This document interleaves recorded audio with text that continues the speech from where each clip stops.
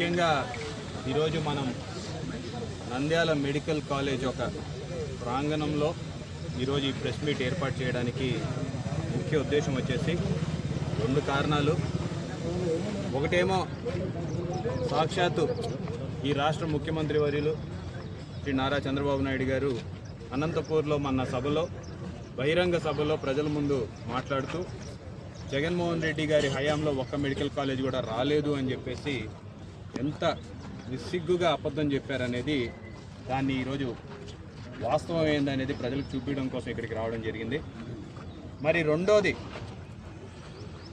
యాదృచ్ఛికంగానో లేకపోతే కలిసి వచ్చిందో మరి ఈరోజు మనం ఈ మెడికల్ కాలేజ్ ఓపెన్ చేసి కరెక్ట్గా 2 సంవత్సరాలు పూర్తయిన సందర్భంగా సెప్టెంబర్ 15వ తేదీన 2023న నంద్యాల మెడికల్ కాలేజ్ని ఆ రోజు మేము ప్రారంభించడం జరిగింది. ఆ రోజు మంత్రివర్యుల ఆధ్వర్యంలో అమ్జద్ బాషా గారు ముఖ్య అతిథిగా విచ్చేసి ఆ రోజు ఈ మెడికల్ కాలేజ్ని ముఖ్యమంత్రి గారు జగన్మోహన్ రెడ్డి గారు వర్చువల్ విధానంగా ఆ రోజు దీన్ని ఆవిర్భావం చేయడం జరిగింది. మరి ఇది మొన్న అనిత గారు హోంమంత్రి వర్యులు ఒకప్పటి టీచర్, మరి వారు ఈ ఫోటోలు చూపిస్తూ అసలు నంద్యాలలో మెడికల్ కాలేజే లేదు, పైపెచ్చిగా ముఖ్యమంత్రి వర్యులు ఇంకొక సభలో కూర్చొని మాట్లాడుతూ కేవలం 10 ఎకరాల స్థలం ఇచ్చేసి మేము మెడికల్ కాలేజ్ తెచ్చినామని చెప్తే ఎట్లా అవుతుంది, కట్టిన తర్వాత కదా మెడికల్ కాలేజీలు అని చెప్పడము. అంటే ఈ ప్రభుత్వం జగన్మోహన్ రెడ్డి గారు చేసిన ఏ అభివృద్ధి కూడా ప్రజలకి తెలియదు అనుకోవడం అనేది వాళ్ళ అవివేకానికి నిదర్శనం అని చెప్పేసి ఈ సందర్భంగా తెలియజేస్తున్నాం. మీ వెనకాల కనపడుతుంది అమరావతి గ్రాఫిక్స్ కాదు, కావాలంటే మీరు వెళ్ళి కొట్టి కూడా చూడొచ్చు. అది medical college, Nandyal medical college. ఇటుక పేర్చి మరీ కట్టినారు. మామూలుగా తెలుగుదేశం నాయకులు అయితే అమరావతిలో రాజమౌళి గారిని పిలిపించేసి బ్రహ్మాండమైన గ్రాఫిక్స్తో తయారు చేయగలుగుతారు. ఏమంటే మాకు ఆ టెక్నాలజీ తెలియదు కాబట్టి, టెక్నాలజీ జగన్మోహన్ రెడ్డి గారు కనిపెట్టలేదు కాబట్టి మేము ఉన్న బిల్డింగ్లన్నీ చూపించుకొని బ్రతకాల్సినటువంటి పరిస్థితి. కాబట్టి ఇప్పటికైనా మీడియా వాళ్ళని విజ్ఞప్తి చేస్తున్నా, మళ్ళీ రేపొద్దున ఏఐ ద్వారా వీళ్ళందరూ ఫ్రంట్లో మాత్రమే ఉన్నారు, బ్యాక్గ్రౌండ్లో కావాలని వేరే ఫోటోలు ఏవో చూపించినారని చెప్పకుండా మీరు ఒక్కసారి అలా మొత్తం కూడా చూపిస్తే బాగుంటుందని చెప్పేసి మా మీడియా మిత్రులు కూడా కోరుతున్నాను. ఎందుకంటే మీడియా ఛానల్ గురించి మీకు తెలిసిందే, మీరు ఇక్కడే ఉన్నా సరే అమెరికాలో మీరు కూర్చున్నట్టుగా బ్యాక్గ్రౌండ్ కూడా పెట్టచ్చు. సో మళ్ళీ ఆ రకంగా మా మీద నిందేయకుండా ఒకసారి వాస్తవాన్ని ప్రజలకి చూపించాలని చెప్పేసి కూడా నేను కోరుకుంటున్నా. ఎదురుగున్న building first building medical college sanction కావాల్సినటువంటి బిల్డింగ్లు ఏదైతే దాని ఇన్ఫ్రాస్ట్రక్చర్ కావాలో ఆ ఇన్ఫ్రాస్ట్రక్చర్లో భాగంగా కట్టిన మొదటి బిల్డింగ్. వాస్తవంగా అయితే మనకి 2022లో ఈ మెడికల్ కాలేజీలు అనేవి పర్మిషన్ వచ్చినాయి. వైఎస్ఆర్ గవర్నమెంట్లో జగన్మోహన్ రెడ్డి గారు ముఖ్యమంత్రిగా ఉన్నప్పుడు దాదాపు జిల్లాకు ఒక మెడికల్ కాలేజ్ ఉండాలి అని చెప్పేసి ఒక కళతోటి దాదాపు 17 కొత్త మెడికల్ కాలేజీలని ఆ రోజు శాంక్షన్ చేయడం జరిగింది. మొదటి రోజే చెప్పడం జరిగింది 17 మెడికల్ కాలేజీలు ఒకే సంవత్సరం స్టార్ట్ చేస్తామని చెప్పాల. 5 మెడికల్ కాలేజీలు వచ్చే ఏడాది శాంక్షన్ చేస్తాం, ఆ తర్వాత ఏడాది మరొక 5 శాంక్షన్ చేస్తాం, ఆ తర్వాత మరుసటి ఏడాది 7 మెడికల్ కాలేజీని ప్రారంభిస్తామని చెప్పేసి ఆ రోజు ముఖ్యమంత్రి గారు చెప్పడం జరిగింది. ఆ 5 మెడికల్ కాలేజీలతోటే ఎందుకు స్టార్ట్ చేయాలి, అన్నీ ఒకేసారి ఎందుకు స్టార్ట్ చేయలేరు అంటే దానికి కూడా ఒక రీజన్ ఉంది. ఎందుకంటే మెడికల్ కాలేజ్ రావాలంటే దానికి హాస్పిటల్ కూడా అనుసంధానం అయి ఉండాలి. ఆ హాస్పిటల్ కూడా మినిమం 300 బెడెడ్ హాస్పిటల్ అయి ఉండాలి. 300 బెడెడ్ ప్రజెంట్గా రన్ అవుతున్న హాస్పిటల్లో ప్రజెంట్గా ఇన్ఫ్రాస్ట్రక్చర్ అంతా కూడా పూర్తయినటువంటి హాస్పిటల్ ఉండాలి. అక్కడ కావాల్సినంత మంది ఎంప్లాయీస్ అంటే ఇన్ ద సెన్స్ డాక్టర్స్ కావచ్చు, నర్సు కావచ్చు, పారామెడికల్ స్టాఫ్ కావచ్చు, దాని ఇన్ఫ్రాస్ట్రక్చరు ఇవన్నీ మాకు ఉండాలి. ఈ రెగ్యులేషన్స్ అన్నీ మీరు మీట్ అవుతేనే మేము మెడికల్ కాలేజ్ పర్మిషన్ ఇవ్వగలుగుతామని చెప్పేసి వాళ్ళకు ఒక స్టాండర్డ్స్ ఉన్నాయి. కాబట్టి ఆ స్టాండర్డ్స్ని మీట్ అవ్వడానికి ఆ రోజు మనకి అందుబాటులో ఉన్న హాస్పిటల్ ఏవయ్యా అంటే దాంట్లో మనకి మచిలీపట్నం కావచ్చు, ఏలూరు కావచ్చు, ఆ రోజు నంద్యాల కావచ్చు, లేకపోతే ఆ రోజు మళ్ళీ ప్రారంభించినటువంటి ఇంకా 2 మెడికల్ కాలేజీలు, ఇంకా 2022కి నంద్యాల మెడికల్ కాలేజీకి కావాల్సినటువంటి సదుపాయాలు కావచ్చు, లేకపోతే ఇన్ఫ్రాస్ట్రక్చర్ కావచ్చు మన దగ్గర లేదు. ఆ రోజుకి ఇంకా 200 బెడెడ్ హాస్పిటలే నంద్యాల హాస్పిటల్. దాన్ని 300 బెడెడ్ చేయాలి. దానికి కావాల్సినటువంటి మీటింగ్ రూమ్స్ని ఏర్పాటు చేయాలి. దానికి కావాల్సినటువంటి ఇన్ఫ్రాస్ట్రక్చర్ని డెవలప్ చేయాలి. మినిమమ్ స్టాండర్డ్స్తో ఇన్ఫ్రాస్ట్రక్చర్ ఉండాలి. మీకు పాత గవర్నమెంట్ హాస్పిటల్ ఒకసారి గుర్తు తెచ్చుకోండి. బాత్రూమ్లతో సహా ఎంత ఇబ్బందికరమైన పరిస్థితుల్లో ఉండేదో ఒకసారి ఆలోచించుకోండి. ఓపీ బిల్డింగ్, దాని తర్వాత ఇన్ఫ్రాస్ట్రక్చర్ అంతా డెవలప్మెంట్, టాయిలెట్లు కట్టడం, మీటింగ్ హాల్లు కట్టడం, దాని తర్వాత దానికి అనుసంధానంగా ఇంకా కొన్ని మెడికల్కి సంబంధించినటువంటి సదుపాయాలన్నీ కూడా అక్కడ పాత హాస్పిటల్ దగ్గర ఏర్పాటు చేయడమే కాకుండా దానికి అనుసంధానంగా ఇక్కడ ఒక 50 ఎకరాలు తీసుకొని, ఈ 50 ఎకరాలకు కూడా నంద్యాల ప్రజలందరికీ కూడా తెలుసు దీనికోసం ఎంత పోరాటం చేయాల్సి వచ్చింది. వాస్తవంగా అయితే దీని మీద కోర్టుకు వెళ్ళినారు. మెడికల్ కాలేజీకి 50 ఎకరాలు అవసరం లేదు అని చెప్పేసి కోర్టుకు వెళ్ళినటువంటి పరిస్థితులు. తెలుగుదేశం నాయకులు ఆ రోజు మెడికల్ కాలేజ్ నంద్యాలకు అవసరం లేదు అని చెప్పేసి కూడా మాట్లాడిన పరిస్థితులు. ఆ రోజు ఇక్కడ పనిచేస్తున్నటువంటి వ్యవసాయ కూలీల్ని రెచ్చగొట్టి ఇళ్ల మీద ధర్నాలు చేపించినటువంటి పరిస్థితులు. హైకోర్టులో కేసు వేసి ఈ మెడికల్ కాలేజ్ మాకు వద్దు అని చెప్పినటువంటి పరిస్థితులు ఒకసారి మీకు గుర్తు చేస్తున్నాయి. ఎందుకంటే అందరూ ఏమనుకుంటారంటే మెడికల్ కాలేజ్ చాలా అసహనంగా వచ్చింది, సులభతరంగా వచ్చిందని చెప్పేసి అనుకుంటున్నారు. మెడికల్ కాలేజ్ కోసం దాదాపు హైకోర్టులో మనం 6 నెలల పాటు పోరాడాల్సి వచ్చింది. మెడికల్ కాలేజ్ ఎన్ఎంసీ వాళ్ళు డిసెంబర్లో వస్తున్నారు. ఎన్ఎంసీ వచ్చే లోపల ఈ బిల్డింగ్ స్టార్ట్ కాకపోతే మనకి ఒక విద్యా సంవత్సరం వేస్ట్ అయ్యే పరిస్థితి ఉంది. కాబట్టి ఎన్ఎంసీ వచ్చే లోపల దయచేసి మాకు పర్మిషన్ ఇవ్వమని చెప్పేసి ఆ రోజు గౌరవ హైకోర్టుని మేము కోరడం జరిగింది. ఆ రోజు గౌరవ హైకోర్టు కూడా తీర్పు తర్వాత ఇస్తాము, కానీ మొదటైతే ఏదైతే ఇన్ఫ్రాస్ట్రక్చర్ మీకు కావాలో ఆ ఇన్ఫ్రాస్ట్రక్చర్ని డెవలప్ చేసుకోమని చెప్పేసి కూడా ఆదేశాలు ఇవ్వడం జరిగింది. ఆ రోజు కూడా ఒకానొక సందర్భంలో ముఖ్యమంత్రి గారి దగ్గరికి కూడా వెళ్ళి, సార్ ఈ ల్యాండ్ ఏదైతే మనం 50 ఎకరాలని చెప్పి తీసుకున్నామో ఒకవేళ దాన్ని ఏమైనా తగ్గించుకోగలిగే అవకాశం ఉంటే వాళ్ళు ఏమైనా కోర్టులోంచి కేసు విత్డ్రా చేసుకుంటారేమో, ఒకసారి మాట్లాడితే పోతుంది అనుకుంటా. ఎందుకంటే మెడికల్ కాలేజ్ రాకుండా పోతుందేమో అని ఒక భయం మాలో నెలకొనిండు. అయితే ముఖ్యమంత్రి గారు ఒక విజన్ మనందరం కూడా ఈరోజు తెలుసుకోవాల్సిన అవసరం ఉంది. నేను విజనరీ అని చెప్పేటువంటి చంద్రబాబు నాయుడు గారు లాగా కాకుండా నిజమైన విజన్ అంటే నంద్యాల భవిష్యత్తులో జిల్లా చేయబోతున్నాం.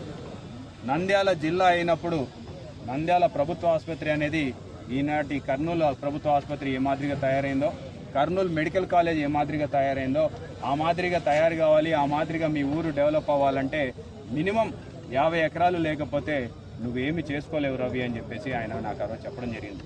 ఎందుకంటే కేవలం ఒక మెడికల్ కాలేజ్ ఎంబీబీఎస్ సీట్లతో సరిపోయేది కాదు.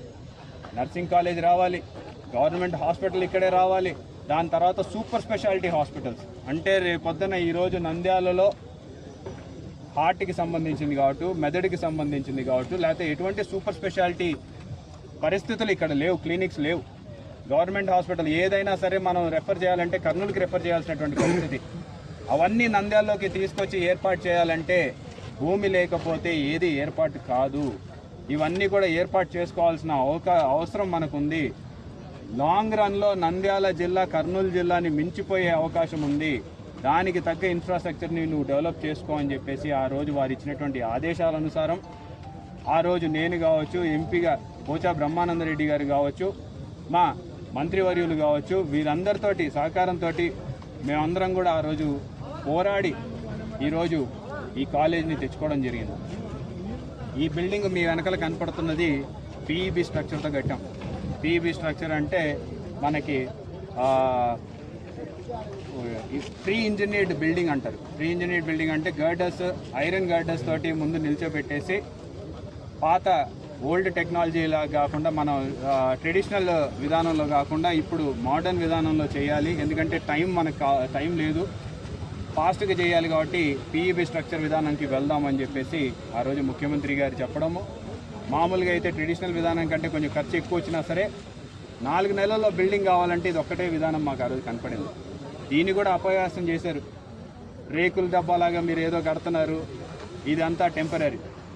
అమరావతి లాంటి నగరం కడుతున్నామని చెప్పి అన్ని టెంపరీ బిల్డింగ్లు కట్టిన వారు మా మీద ఈరోజు దుష్ప్రచారం చేస్తున్నారంటే నిజంగా హాస్యాస్పదంగా అనిపిస్తుంది. పీఈబీ స్ట్రక్చర్ అంటే ఏదో టెంపరీ బిల్డింగ్ కాదు, ఒక టెక్నాలజీ. ఆ టెక్నాలజీ తోటి కట్టిన బిల్డింగ్. అందుకనే 4 నెలల్లో ఎన్ఎంసీ వాళ్ళు వచ్చి చూసిన తర్వాత డిసెంబర్లో ఆ రోజుకి ఇంకా పూర్తి కాల. అయితే వాళ్ళకు ఒక ధైర్యం, ఒక భరోసా కల్పించాం. సార్ 4 నెలల ముందు పునాదులు కూడా లేవు, ఈరోజు ఈ స్టేజ్కి వచ్చింది. ఇంకొక 3 నెలల తర్వాత మీరు మళ్ళీ ఇన్స్పెక్షన్కి వచ్చే నాటికి ఈ బిల్డింగ్ పూర్తి చేసి చూపిస్తాం. దయచేసి నంద్యాల మెడికల్ కాలేజీ అవకాశం మాకు ఇవ్వండి. పొరపాటును కూడా పోతే 1 సంవత్సరం అంతా పిల్లలు వేస్ట్ అయిపోతుంది, 1 సంవత్సరం 150 మంది పిల్లల భవిష్యత్తు నాశనం అవుతుందని చెప్పేసి వాళ్ళని ఆ రోజు కోరడం జరిగింది. మరి ఈరోజు మెడికల్ కాలేజే లేదు అని చెప్పి తెలుగుదేశం నాయకులు మాట్లాడుతాం. మెడికల్ కాలేజ్ లేకపోతే ఈ మెడికల్ కాలేజీలో ఈరోజు 300 మంది విద్యార్థులు ఎక్కడి నుంచి వచ్చినారని చెప్పేసి మేము అడుగుతా ఉన్నాం. మొదటి ఏడాది 2023-24లో 150 మెంబర్స్, 24-25కి ఇంకొక 150 మెంబర్స్, 150 మంది అంటే 300 మంది పిల్లలు ఈరోజు చదువుతున్నారు. కరెక్ట్గా ఇంకొక వారం పోతే ఇంకొక 150 మంది పిల్లలు ఇక్కడికి రాబోతున్నారు. మరి ఇది వాస్తవం కాదా? ఇది మీ కళ్ళకి కనపడడం లేదా అని చెప్పేసి అడుగుతా ఉన్నాం.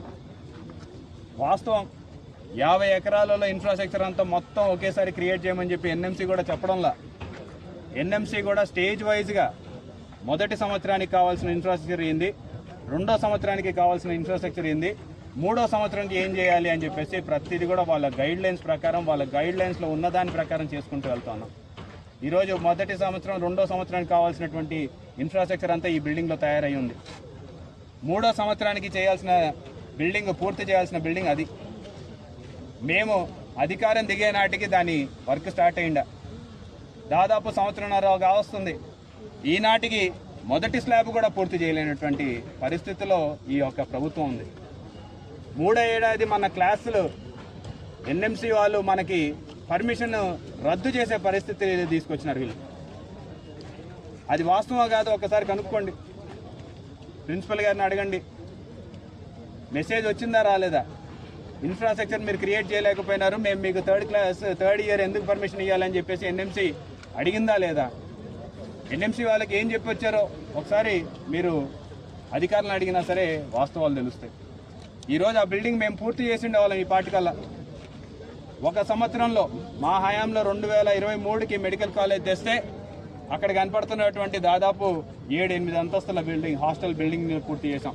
ఆ పక్కన ఇంకొక 5 నుంచి 6 అంతస్తులటువంటి గర్ల్స్ హాస్టల్, బాయ్స్ హాస్టల్ 2 కూడా తయారు చేసినాం. దాని వెనకాల ఇంకొక హాస్టల్ తయారు చేసినాం. టెంపరీగా ఆర్ఏఆర్ఎస్ వాళ్ళ దగ్గర నుంచి తీసుకొని ఇక్కడ సబ్స్టేషన్ నిర్మాణం చేసాం. తర్వాత హాస్టళ్ళు కూడా క్రియేట్ చేసాం. ఇంకా హాస్టళ్ళు సరిపోవంటే బయట వ్యక్తుల్ని, ఆ రోజు ప్రైవేట్ వ్యక్తుల్ని రిక్వెస్ట్ చేసుకొని మా వైశ్య సంఘం వారిని విజ్ఞప్తి చేసుకొని బయట కూడా గెస్ట్ హౌస్ని రెంట్కి తీసుకోవాలి. మరి ఇవన్నీ చేసాం. దానికి 150 మంది పిల్లలు చదవడమే కాకుండా మనందరం కూడా సంతోషించదగ్గ విషయం, మనందరం కూడా గర్వించదగ్గ విషయం ఏంటంటే మొదటి సంవత్సరంలోనే యూనివర్సిటీ ఫస్ట్ ర్యాంక్ ఎవరిదయ్యా అంటే నంద్యాల మెడికల్ కాలేజ్ స్టూడెంట్ది. Nandyal medical college, government medical college student మొదటి ఏడాదిలోనే, నంద్యాలలో ప్రారంభించిన మొదటి ఏడాదిలోనే యూనివర్సిటీ టాపర్. ఇదేం గ్రాఫిక్స్ కాదు, ఎందుకంటే ప్రతిదీ గ్రాఫిక్స్, ప్రతిదీ అమరావతి, ప్రతిదీ భ్రమరావతి అనుకుంటుంటారు. అందుకనే చెప్తా ఉన్నా. Mahesh, DVNS Mahesh, university topper, first year medical student, Nandyal medical కాలేజ్లో యూనివర్సిటీ టాపర్. ఇది గర్వించదగ్గ కాదా? ఒకసారి ఆలోచించుకోమని చెప్పి కోరుతున్నాం. ఈనాడు ఇంకొక వారం రోజులు ఇంకొక 150 మంది పిల్లలు అంటే 450 మంది పిల్లలు, 5 మెడికల్ కాలేజీలు. ఒకసారి ఆలోచించండి, ఇవన్నీ వాస్తవం కాదా? దాదాపు 2250 మంది పిల్లలకి ఈరోజు మెడికల్ డాక్టర్గా అవకాశం జగన్మోహన్ రెడ్డి గారు కల్పిస్తే పోయిన ఏడాది అంటే మేము దిగిపోయిన సంవత్సరానికి 5 మెడికల్ కాలేజీలు ప్రారంభం కావాలి.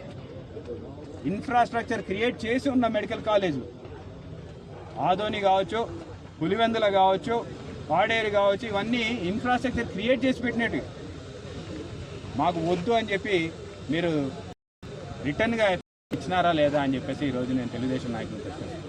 అంటే ఎంత మార్గం అండి? అంటే పులివెందులకి మెడికల్ కాలేజ్ రాకూడదా? అంటే ఈరోజు మీ పులివెందుల్లో మెడికల్ కాలేజ్ ఎందుకు వద్దో మీరు పులివెందుల ప్రజలకి తెలియజేయాల్సిన అవసరం ఉంది. రాష్ట్ర ప్రజలకి మెడికల్ కాలేజీలు ఎందుకు వద్దు? రాష్ట్ర ప్రజలు వాళ్ళ పిల్లలు గవర్నమెంట్ మెడికల్ కాలేజీలు ఎందుకు చదువుకోకూడదు అని చెప్పేసి ఈరోజు మేము ప్రశ్నిస్తున్నాం. 17 మెడికల్ కాలేజీలు ఒకే సంవత్సరంలో తీసుకొచ్చిన ఘనత జగన్మోహన్ రెడ్డి గారిది అయితే, దాంట్లో 5 కాలేజీలు ప్రారంభించి ఇంకొక 5 కాలేజీలు ప్రారంభించే దశకి తీసుకొచ్చినటువంటి ఘనత జగన్మోహన్ రెడ్డి గారిది అయితే, మీరేం చేసినారు? 5తో సరిపెట్టి మిగతావన్నీ ఈనాటికి ప్రారంభించలేనటువంటి పరిస్థితి. ఇంకా ఆ రోజేమో ఈ ల్యాండే వద్దని చెప్పిన మీరు మళ్ళీ ఈ రోజేమో ఈ ల్యాండ్ ప్రైవేట్ వ్యక్తులకు అమ్మాలని చెప్పేసి ఆలోచన చేస్తారు. అంటే వ్యాపారం చేయొచ్చా? గవర్నమెంట్ భూములన్నీ అమ్మి వ్యాపారం చేయొచ్చా? మరి అమరావతిని అమ్మండి. అసెంబ్లీ ఎందుకు మనకి? అసెంబ్లీని కూడా తాకట్టు పెట్టండి. అసెంబ్లీని కూడా ప్రైవేట్ పబ్లిక్ పార్ట్నర్షిప్ ద్వారా నడిపిద్దాం. గవర్నమెంట్ని కూడా ప్రైవేట్ పబ్లిక్ పార్ట్నర్షిప్ ద్వారా నడిపిద్దాం. గవర్నమెంట్ ఎందుకు మీ చేతుల్లో ఉండాలి? ప్రైవేట్ వ్యక్తులకు ఇస్తే మీకంటే బ్రహ్మాండంగా నడిపిస్తారు కదా. మీరే ఒక సీఈఓ అంటున్నారు, మీలాంటి సీఈఓలు ఇంకా పెద్ద పెద్దోళ్ళు ఉన్నారు. సత్య నాదెల్ల గారు కూడా మీకు తెలుసు అంటున్నారు కదా, ఆయనే తీసుకొచ్చి ఆంధ్రప్రదేశ్ సీఈఓ చేయండి. పబ్లిక్ ప్రైవేట్ పార్ట్నర్షిప్లో గవర్నమెంట్ని కూడా నడిపిద్దాం. అంటే ఎంత దుర్మార్గం అంటే, జగన్మోహన్ రెడ్డి గారు తీసుకొస్తే దాన్ని నాశనం చేయాలి. ఎందుకంటే వాళ్ళ సంబంధికులకి, వాళ్ళ పార్టీ నాయకులకి మెడికల్ కాలేజీలు ఉన్నాయి కాబట్టి ఎక్కడ అవి దెబ్బతింటాయో, ఎక్కడ వాళ్ళ వ్యాపారం దెబ్బతింటుందో అని చెప్పేసి ఈరోజు అమ్మే పరిస్థితి. మీరు బాగా గుర్తుపెట్టుకోండి, గతంలో కూడా గవర్నమెంట్ స్కూళ్ళని కూడా నాశనం చేసినటువంటి వ్యక్తి చంద్రబాబు నాయుడు గారు. ఎందుకు నాశనం చేసినారు? ఆ రోజు నారాయణ స్కూళ్ళ కోసం, నారాయణ కాలేజీల కోసం, భాష్యం స్కూళ్ళ కోసం, దీనిల కోసం కాదా మీరు నాశనం చేసింది? ఈరోజేమో మీ వాళ్ళకి మెడికల్ కాలేజీలు ఉన్నాయని చెప్పేసి పబ్లిక్ ప్రైవేట్ పార్ట్నర్షిప్ అని చెప్పేసి వాళ్ళకి దారాదత్తం చేయాలని ఒక ఆలోచన ఎంతవరకు సబబు అని చెప్పేసి ఈరోజు అడుగుతాను. దారాదత్తం చేయడం వదిలేసేయండి, అసలు కాలేజే లేదు అని చెప్పేసి, పునాదులు కూడా దిగలేదని చెప్పి నంద్యాల మెడికల్ కాలేజ్ అని చెప్పేసి ఈరోజు హోంమంత్రి గారు పవర్ పాయింట్ ప్రజెంటేషన్ ఇస్తుంటే ఎంత హాస్యాస్పదం అని చెప్పేసి అడుగుతాను. అందుకనే ఈరోజు మీడియా సాక్షిగా, ఎందుకంటే ఉట్టి మేము వచ్చి చూపిస్తేనేమో గ్రాఫిక్స్ అంటారు, మరి అందుకనే ఈ ఫోటో ఈనాటిది కాదు, మరి మేమే అధికారంలో ఉంటే మేమే ప్రారంభించాము. ఒకసారి మరి చూసుకోవాలి వీళ్ళే. ఆ రోజు ఓపెనింగ్ రోజు క్లాస్ రూమ్లోనే కూర్చున్నాం. ఆనాటి కలెక్టర్ ఉన్నారు, ఆనాటి ఎస్పీ ఉన్నారు, ఆనాటి మంత్రి ఉన్నారు, ఆనాటి MLA, MP, MLC, municipal chairman, అధికారులు, నాయకులు అందరూ ఉన్నాం. మరి ఈనాడు మీరు ప్రారంభించినట్టే మీ ఫోటోలు కనపడాలి కదా, ఎక్కడున్నారు? కరెక్ట్. ఆ గేటు మీద గవర్నమెంట్ మెడికల్ కాలేజ్ నంద్యాలని పెట్టుకోలేకపోయినారు. సంవత్సరంన్నర అయింది. గవర్నమెంట్ మెడికల్ కాలేజ్ నంద్యాల అని రాపించుకోవడానికి కూడా సంవత్సరంన్నర పట్టింది మీకు. ఇంకా ఇప్పుడు కూడా లేదు బోర్డు. అంత బ్రహ్మాండమైన ఆర్చ్ మేము కట్టిస్తే దాని మీద బోర్డు పెట్టుకోలేని పరిస్థితి. వీళ్ళంట మెడికల్ కాలేజీలు అన్నీ మేమే తీసుకొచ్చినాం అని చెప్పేసి ఈరోజు ప్రగల్భాలు పలుకుతారు. అంటే ఎంత ప్రతిదీ హైదరాబాద్ నేనే కట్టినా అన్నట్టుగా ఈరోజు మెడికల్ కాలేజీలు కూడా నేనే తెచ్చినా అని చెప్పేసి చంద్రబాబు నాయుడు చెప్తారు. నిజంగా ఇది సిగ్గుచేటు. మీడియా మిత్రుల దగ్గర ఎవరి దగ్గర అయినా సరే హోంమంత్రి గారి ఫోన్ నెంబర్ ఉంటే వారికి ఏమైనా వాట్సాప్లో లైవ్గా మీరు చూపించగలిగితే ఇంకా బాగుంటుందని చెప్పేసి కూడా నేను విజ్ఞప్తి చేస్తున్నా. ఎవరి దగ్గర ఉంటే ఒకసారి వాట్సాప్, ఫేస్ టైమో ఏదో ఒకటి మేడం గారు దేంట్లో అందుబాటులో ఉంటే చూపిస్తే బాగుంటుందని చెప్పేసి కూడా విజ్ఞప్తి చేస్తున్నాను. ఎందుకంటే మా దగ్గర నెంబర్ లేదు. ప్లస్ ఆంధ్రజ్యోతి, ఈనాడు, అన్న వాళ్ళ దగ్గర ఎట్లాగో ఉంటుంది. మీరు కొడితే డైరెక్ట్గా ఎత్తుతారు, ఎందుకంటే మిగతా వాళ్ళు ఎవరు కొట్టినా ఎత్తకపోవచ్చు, మీ ముగ్గురిని మాత్రం ఎత్తుతారు. ఇప్పటి ముఖ్యమంత్రి గురించి చర్చించుకోవాల్సిన అవసరం అయితే మామూలుగా శ్రీశ్రీ ఒక చెప్తాడు, కాదేది కవిత కనర్హం సబ్బిపుల్ల అగ్గిపుల్ల అని చెప్తూ ఉంటాడు, కుక్క పిల్ల ఆ రకంగా. చంద్రబాబు నాయుడుకు ఆయన శ్రీశ్రీ గారి గురించి బాగా చదువుకున్నట్లుంది. కాదేది భోజనానికి అనర్హం, కాదేది వృత్తికి అనర్హం అని ఇసుక మాఫియా, లిక్కర్ మాఫియా, బియ్యం మాఫియా, ఈరోజు కొత్తగా మెడికల్ మాఫియా, ప్రతి దాంట్లో తనకు కావాల్సింది దండుకోవడానికి రెడీగా ఉన్నాడని చెప్పడానికి ఇదే ఉదాహరణ. వాళ్ళకి ఆశ్చర్యకరంగా 3వ సంవత్సరం అడ్మిషన్స్ ఇప్పుడు జరుగుతూ ఉన్నాయి, అయిపోయినాయి. వారం రోజులు 10 రోజుల్లో స్టార్ట్ అవుతాయి, కాలేజీ స్టార్ట్ అవుతాయి. అయినా వాళ్లకు కాలేజీ స్టార్ట్ కానట్లే. ఇప్పటి హోంమంత్రి వంగలపూడి అనిత గారికి క్లియర్గా విజన్గా చూపెడతా ఉంది, కన్స్ట్రక్షన్లో ఉంది అని చెప్పేసి. పెద్ద ఆశ్చర్యం ఏమంటే చెప్పవలసిన వ్యక్తి ముఖ్యమంత్రి లేదా మెడికల్ మినిస్టర్ చెప్పాలా, లేదంటే కన్సర్న్ మినిస్టర్ చెప్పాలా? దానికి హోంమంత్రి గారు ఉదాహరణ ఇవ్వడమే ఆశ్చర్యం. వాళ్లకు ఎవరికి ఏ శాఖ ఉందో కూడా తెలియని దుర్భరమైన పరిస్థితుల్లో అర్థం. నంద్యాల మెడికల్ కాలేజీ గురించి చెప్పాలంటే మొట్టమొదటిగా ఇది చారిత్రక సత్యం. ఎన్నో కష్టాలు వచ్చినాయి. మిగతా 17 మెడికల్ కాలేజీలో కష్టాల కంటే ఎక్కువ ఇబ్బంది పెట్టిన వ్యక్తులు టీడీపీ వాళ్ళు నంద్యాల మెడికల్ కాలేజీ. అప్పుడు అప్పటి ఎమ్మెల్యే రవిచంద్ర కిషోర్ రెడ్డి గారు, పోచా బ్రహ్మానంద రెడ్డి గారు, గుర్తుంచుకోవాల్సిన వ్యక్తులు కూడా అప్పటి కలెక్టర్ గారు అందరూ కలిసి ఇంత మంచి ప్రాజెక్ట్ వస్తూ ఉంది, దాన్ని ఖచ్చితంగా సక్సెస్ చేయాలని చెప్పేసి కష్టపడి తెచ్చిన వ్యక్తులు ఈ మెడికల్ కాలేజ్. ఆ కష్టానికి మీరు ప్రైజ్ చేయాల్సింది పోయి దీన్ని అమ్ముకోవడానికి మీరు స్వలాభానికి చేసుకోవడం అనేది ఎంతవరకు సమంజసం? ఎన్ని కష్టాలు!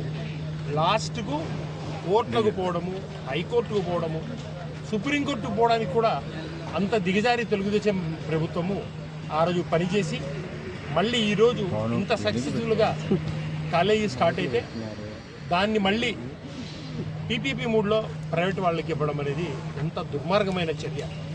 చంద్రబాబు నాయుడుకు స్టూడెంట్స్ అన్నా, మెడికల్ కాలేజ్ అన్నా, స్టేట్ అభివృద్ధి అన్నా ఏమాత్రం లేదు. తనకు కావాల్సింది తన డోబులు నింపుకోవడం తప్ప వేరే ఆలోచన ఏమీ లేదని చెప్పడానికి ఇది ఒక ప్రాక్టికల్ ఉదాహరణ. ఈ కాలేజీకి ఇప్పుడే ఎక్స్ఎమ్మెల్యే గారు చెప్పారు, యూనివర్సిటీ ర్యాంక్ వచ్చింది ఒక వ్యక్తి మొట్టమొదటి సంవత్సరం. అలాగే